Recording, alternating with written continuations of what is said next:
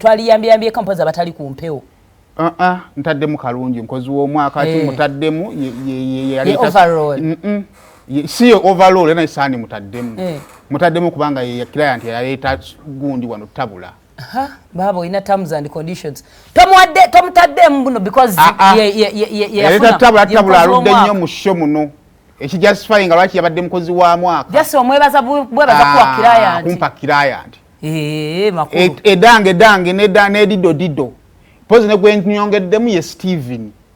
Because I've thought yalina wangula ddako. Producer. But time yaite natuuka. Nga Bobo amwekiise. Olyoka n'ogenda. Ekyokubiri mulina musubi ddene. Very humble boy. Alina omuntu gwanfaananira. Mu ngeri y'enkola y'ebyemirimu is very smart. Very smart. Ate mukozi teyeekoza. Takola kubanga alina takola bakabampaane banguli esaati n'empale. So nina kye mulaba mu kyamaanyi nnyo naddala nga we are taking another shift. Naye buli myaka 10 wegiwera bwe giti. Kkiriza obagaana oba omaze mu TV n'emyaka 10 you are about to leave. Temukyanyuma keera labako. So these boys need to take control.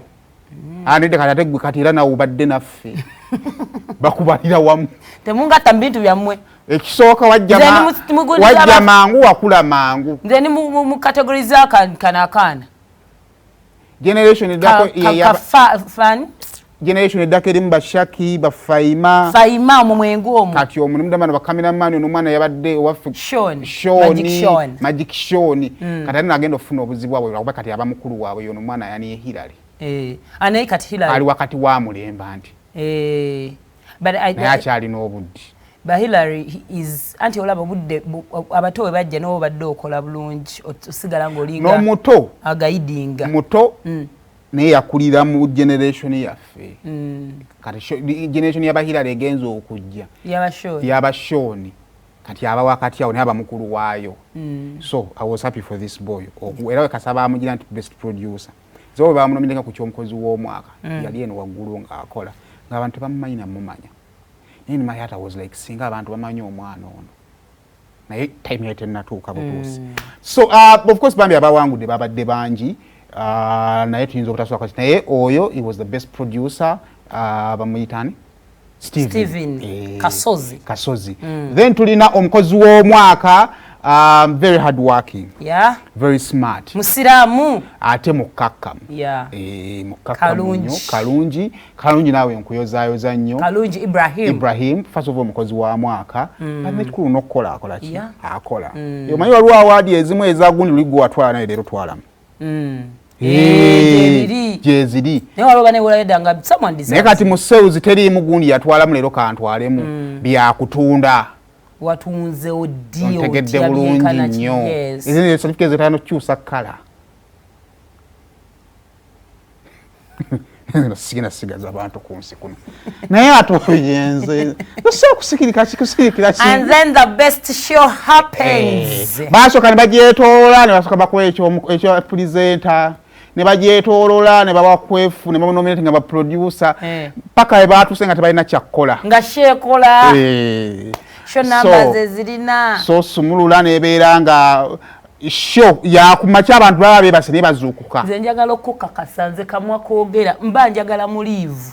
Ntuule Simon kwogeka amaaso. So twagala okubebaza completely. Olwokulaba kasaako, olwokulaba sheyo. My morning shows zina issues. Yeah. And our show had a lot of issues. Wansonga nti is completely different from other TV shows. Kati gende terera muko kwa kali katonda asasiddeko. Ne oli yatandikanga yanjawulo ngo ina yanjawulo ate nga tebinyuma na tebigwa. No, abantu concepting abantu bagitegeera. Kati bonga balanga mu abakola ebitaliyo. So it has been you abalabi. Siffe. Sikwagala laba certificate. Namwe kutwesiba kogenda n'ogamba kampani kene oli wa hafi n'ogamba yibanaki. Omutawu mulemu kati because you love the show naffe abagikolako mugituwagaza otusigala nga tugikolako even if n'owulyango yagala giving up neno gamba ate abantu baffe bambi abatubuuza so divorce yasanyuse nnyo bambi era yakubyawo amazina ka video keta olaba senkulunga amutulire nga ono naye nze namuwandiika So it is a team ndoza atabadde yabadde kwef producer waffe gundi yabaddewo ono mwana agubakola ne devotion naye yabaddewo ndowooza yaliwo oba misana naye teyabadde bannamulabadde so Sulaiman devotion Matovu producer Dr. Kwefu Seimo Hafi kati oyo muntu omu Seimo Hafi mwami n'omukyala ba Seimo mwebale nnyo namwe mwena abaana abali eyo munda abatuyambako okulaba nga eno yo tutoba nayo banna obolabanga Steven ansanyusizza nnyo kubanga Steven ekifaananyi ky'abano kati era bano babenga bazunga n'ekipa abo muyigire ku Steven temukyamuka bukyamuse